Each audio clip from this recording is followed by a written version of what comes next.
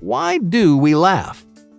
Typically, when you hear a joke from a friend or watch a funny show on TV, or when you witness something humorous, you might give out a good, hearty laugh. Gelotologists, the people who study laughter and its effects on the body, believe that laughter began as a way of building bonds and to demonstrate peaceful intent with other members of society.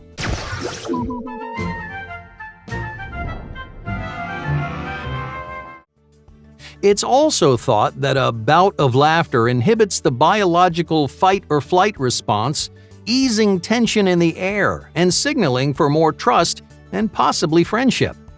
We also laugh as a way to get people's approval in a social environment.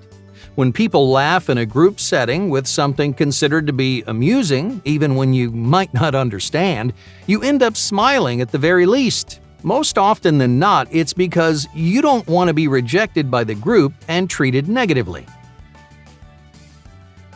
Dr. Robert R. Provine, a professor of neurobiology and psychology at the University of Maryland, thinks that laughter is like a social signal that communicates different messages, much like birds singing to each other.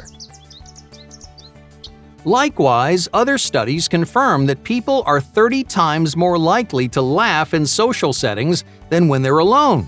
Even nitrous oxide, laughing gas, loses much of its effectiveness when taken in isolation, according to German psychologist Willibald Rusch.